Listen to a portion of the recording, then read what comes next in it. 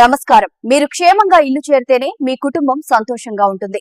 ఇదే అరైవలై కార్యక్రమ ముఖ్య ఉద్దేశమని తెలిపారు Cyberabad joint CP doctor Gajarao Bhupal. Kondapur లో జరిగిన అరైవలై క్యాంపెయిన్ లో అతివేగం, డ్రంక్ అండ్ డ్రైవ్ మరియు నిర్లక్ష్యమే రోడ్డు ప్రమాదాలకు ప్రధాన కారణాలని ఆయన స్పష్టం చేశారు. లైసెన్స్ కి గురించి, రిజిస్ట్రేషన్ గురించి వచ్చారా? కొంతమంది ఏజెంట్స్ కూడా ఉన్నారా? ఏజెంట్స్ ఎవరు ఉన్నారా? పర్వాలేదు, తప్పేం లేదు. జస్ట్ వాళ్ళైతే ఎక్కువ మందికి రీచ్ అవ్వగలరని అంటే చెప్పండి, తప్పేం లేదు. అదేమి చేయకూడని వృత్తి ఏం కాదు. ఓకే, ఓకే, వాట్ ఎవర్ అంటే మంచిదే. వాళ్ళు ఏంటంటే ఏజెంట్స్ ప్రత్యేకంగా ఎందుకు జరుగుతున్నానంటే, మీరు ఎవరికైతే సాలిసిట్ చేస్తారో వాళ్ళకి, డ్రైవర్స్కి, వాళ్ళకి కూడా ఈ మెసేజ్ మీరు పాస్ ఆన్ చేయాలి. ఈ కార్యక్రమం మనం స్టేట్ వైడ్ చేయడం జరుగుతుంది. ముఖ్యంగా అందరికీ అరైవ్ అలైవ్ అంటే మనం ప్రయాణం మొదలుపెట్టినప్పుడు మనం అనుకోవాలి, మళ్ళీ మనం క్షేమంగా తిరిగి రావాలి. ఈ షుడ్ అరైవ్ అలైవ్ అని ముందు అనుకుని ప్రయాణం మొదలు పెట్టాలి. ఇది అనేక చోట్ల చేయటం జరుగుతుంది. దీనికి ముఖ్య ఉద్దేశం, ఈ రోజున మనం స్టాటిస్టిక్స్ తీసుకుంటే హార్ట్ డిసీజ్ కన్నా, ఈ ఎయిడ్స్, ట్యూబర్క్లోసిస్ లాంటి వ్యాధుల కన్నా, కోవిడ్ కన్నా ఎక్కువ మంది యాక్సిడెంట్స్లో చనిపోతున్నారు. ఇంకొక విషయం, అందరూ మనిషి అన్నాక మృత్యు అన్నది తప్పదు. కానీ యాక్సిడెంట్స్లో చనిపోయే వాళ్ళు 95% ఏ ఏజ్ గ్రూప్ వాళ్ళు ఉంటారండి? Between 18 to 40. అంటే వాళ్ళ జీవితంలో మోస్ట్ ప్రొడక్టివ్ టైం. వాళ్ళకి అప్పుడే ఫ్యామిలీ పెళ్ళి అయిన వాళ్ళు, చిన్న పిల్లలు పుట్టిన వాళ్ళు జాబ్ చేసో, బిజినెస్ చేసో, ఏ రకంగా అయినా వాళ్ళ వల్ల చాలామంది డిపెండెంట్ అయి ఉన్న వయసు వాళ్ళు, ముసలివాళ్ళు కాదు. ముసలివాళ్ళు అంటే వాళ్ళ జీవితం అయిపోతుంది. వాళ్ళ చనిపోయినా 70 ఏళ్ళు, 80 ఏళ్ళు వాళ్ళు చనిపోతే అప్పటికే వాళ్ళ పిల్లలు వీళ్ళంతా సెటిల్ అయిపోయి ఉంటారు. వాళ్ళ అంత ప్రభావం పడదు. కానీ యాక్సిడెంట్స్లో చనిపోయిన వాళ్ళు ఎవరు? అప్పుడే చిన్న చిన్న పిల్లలు ఉన్నవాళ్ళు, కొంతమంది అయితే మరీ యంగ్స్టర్స్ 18, 19, మంచి భవిష్యత్తు ఉన్న వాళ్ళు, మంచి స్టూడెంట్స్, మంచి స్పోర్ట్స్ మెన్, మంచి కళాకారులు, ఇలాంటి వయసులో చనిపోవడం అనేది చాలా బాధాకరం. వాళ్ళ కుటుంబానికే కాదు, మన పట్టణానికి, మన రాష్ట్రానికి, దేశానికి కూడా చాలా దానివల్ల నష్టం జరుగుతుంది. కాబట్టి అందరూ కూడా డ్రైవింగ్ స్టార్ట్ చేసినప్పుడు ఒకసారి అనుకోండి, తప్పకుండా మనం మళ్ళీ తిరిగి మనం వచ్చే కర్మ మనం ఏదైతే చేస్తామో అది మనకి బ్యాక్ వస్తుంది. అంటే మనం ఫర్ ఎగ్జాంపుల్ మామిడి గింజ నాటితే మామిడి చెట్టు మొలుస్తుంది, మామిడి చెట్టుకి మామిడికాయ వస్తుంది. అదే మామిడి గింజ నాటితే మనకి బొప్పకాయ రమ్మంటే రాదు. సో దట్ ఈస్ ద కర్మ. అంటే మనం ఏది చేస్తామో అదే మనకి రివర్స్ వస్తుంది. ఏం చేస్తాం కానీ ఇక్కడ మోటార్ ఫీల్డ్ ఏమవుతుందని అంటే, మనం కర్మ చేస్తే ఇంకొకళ్ళకి దాని ఎఫెక్ట్ అవుతుంది. అట్లా మనకి చాలా యాక్సిడెంట్స్, ఇప్పుడు రివర్స్ డ్రైవింగ్ చేసినప్పుడు, ఆపోజిట్ డ్రైవింగ్ చేసినప్పుడు ఎదురుగుండా వచ్చే వెహికల్ వాళ్ళు కొట్టుకొని చనిపోయిన సందర్భాలు చాలా ఉన్నాయి. కొన్ని సందర్భాల్లో తప్పు చేసిన వాళ్ళు కూడా చనిపోతారు. కాబట్టి దీంట్లో మీరు అర్థం చేసుకోవాల్సింది ఏంటంటే, మీరు రైట్ వేలో ఉన్నా కానీ మీరు కనుక ప్రాపర్గా లేకపోతే యాక్సిడెంట్ అయితే యాక్సిడెంట్లో మన ప్రాణాలు పోయేదానికి ఆస్కారం ఉంది. ఫస్ట్ ఆఫ్ ఆల్ మనం నివారించాల్సింది ఏంటంటే యాక్సిడెంట్ నివారించాలి. యాక్సిడెంట్ నివారించాలి అని అంటే మనం చిన్నప్పటి నుంచి కూడా మనకి చెప్తా ఉంటాం, ఒక పదం వాడతాం, లైఫ్లో బాగుపడాలి అని అంటే ఇది కావాలి అని. ఏది కావాలి? ఏ పదం అది? Very good. ఎవరు చెప్పారండి? డిసిప్లిన్. లైఫ్లో సరే, డిసిప్లిన్ అనే పదాన్ని మనం చాలా చాలా సందర్భాల్లో చాలా దాంట్లో అంటే స్కూలింగ్ దగ్గర నుంచి మొదలుపెట్టి జాబ్ దగ్గర నుంచి మొదలుపెట్టి వర్క్ దగ్గర నుంచి అగ్రికల్చర్ అన్ని ఆల్ యాంగిల్స్లో మనం డిసిప్లిన్ అంటాం. ట్రాఫిక్ కూడా డిసిప్లినే. ఎప్పుడైతే మనం డిసిప్లిన్ తప్పుతామో అప్పుడే యాక్సిడెంట్ అవుతుంది. సో యాక్సిడెంట్ అయితే ఇంతకుముందు సురేష్ చెప్పారు, యాక్సిడెంట్ని నివారించలేము కానీ ప్రాణాన్ని బచాయించవచ్చు యాక్సిడెంట్ అయినప్పుడు కూడా. ఏ విధంగా? హెల్మెట్, 2 వీలర్ అయితే, 4 వీలర్ అయితే seat belt. Even though back సీట్లో కూడా సీట్ బెల్ట్స్ ఇస్తున్నారు.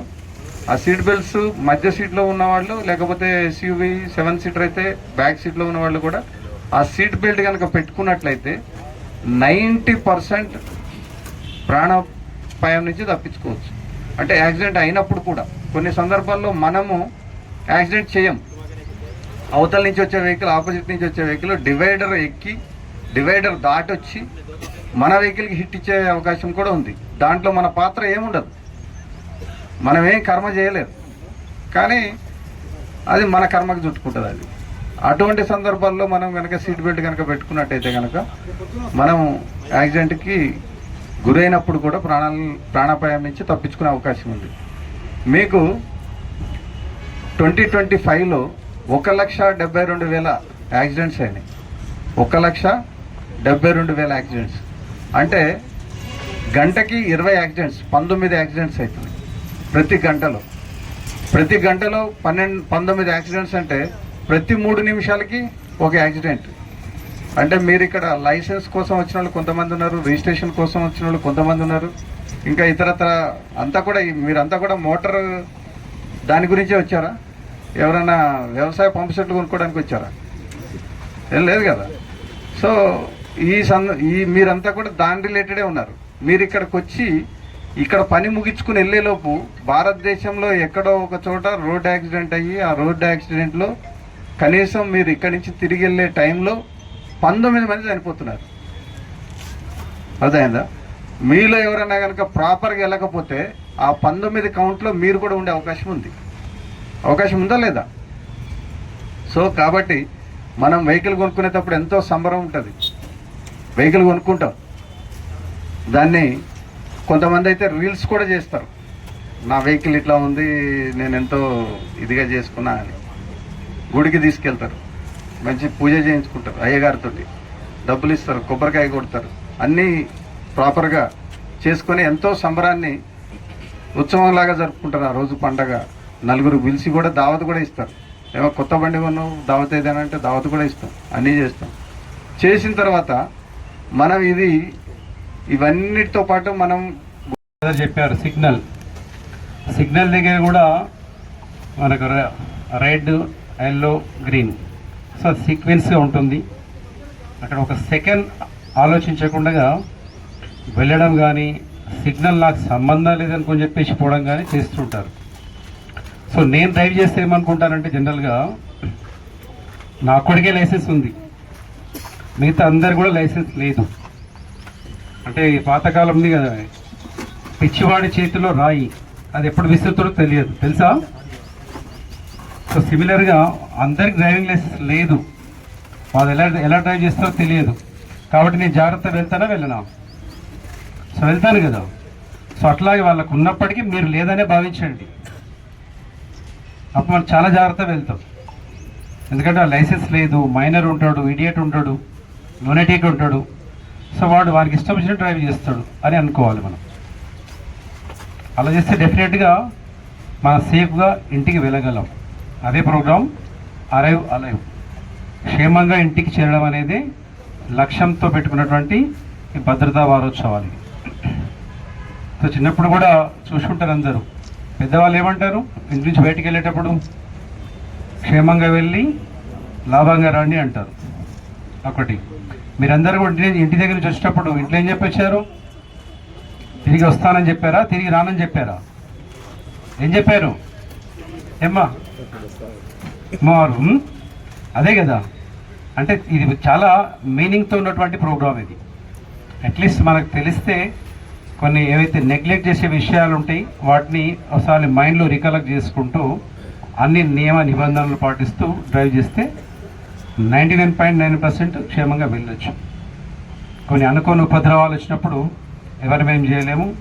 మన కర్మ సిద్ధాంతం అంటాం కదా, లాస్ట్కు వాడి కర్మ అంతే అయిందనుకో.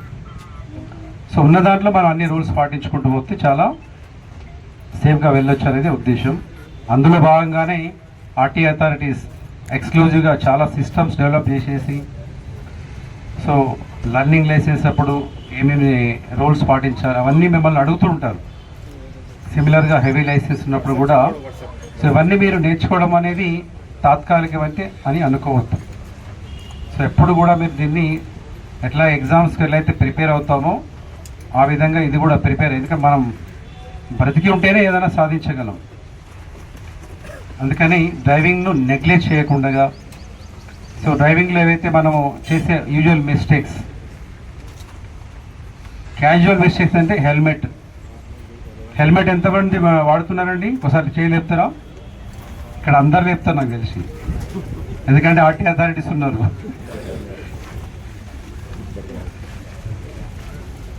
సో చూస్తుంటాను, ఎందుకంటే యాక్సిడెంట్స్ అయిన దాంట్లో మైనాబాద్ మండలంలో. సో ముఖ్యంగా మన ప్రభుత్వం ఇలాంటి కార్యక్రమాలు చేపట్టడం చాలా సంతోషకరం. ముఖ్యంగా నేను చెప్పడానికి వచ్చింది ఏంటంటే, అతి గరీబ్ పిల్లలు, డబ్బున్న పిల్లలు, ఈ రెండు అంటే తప్పుగా అర్థం చేసుకోకండి. చెప్పేది ఏంటంటే వాళ్ళిద్దరికి వీడేమో ఎవరు పట్టించుకునేటువంటి పిల్లలు ర్యాష్గా పోతుర్రు, బాగా డబ్బున్న పిల్లలు నన్ను ఎవ్వరు అడగరు, నాకు నా వెనకాల ఏమైనా నన్ను కాపాడే వ్యక్తులు ఉన్నారు అనే ఒక ఆలోచనతోటి వాళ్ళు ఆ విధంగా నడుచుకుంటారు. కాబట్టి అలాంటి పిల్లలు మన అందరం కూడా తప్పకుండా మన ఇళ్ళలో మన పిల్లలకు వాడు ఇంటర్మీడియట్ కాగానే బండి కావాలని మొరాయిస్తే బండి ఇప్పిస్తున్నాం, కారు ఇప్పిస్తున్నాం. కారు ఇప్పించుడే కాదు, మనకి ప్రొఫెషనల్ డ్రైవింగ్ నేర్పండి ఫస్ట్. ఆ తర్వాతనే మీరు బండి ఇప్పిస్తారా, కారు ఇప్పిస్తారా, విమానం ఇస్తారా, ట్రైన్ ఇస్తారా అనేది మీ ఇష్టం. కాబట్టి మన అందరి బాధ్యత తల్లిదండ్రులుగా మనందరం ముందుగా మన పిల్లలను, మన యొక్క సమాజాన్ని కాపాడాలంటే ముందు మనం మారాలి. మనం మారిన తర్వాత మన సమాజం మారుతుంది. కాబట్టి ఇలాంటి కార్యక్రమాలు నన్ను ఈ విధంగా రావడం, ఇందులో పాల్పంచుకోవడం చాలా సంతోషకరంగా ఉంది. ఏదైనా తప్పుగా అనిపించినట్టయితే నన్ను క్షమించగలరని కోరుతూ ముగిస్తున్నాను. Thank you very much.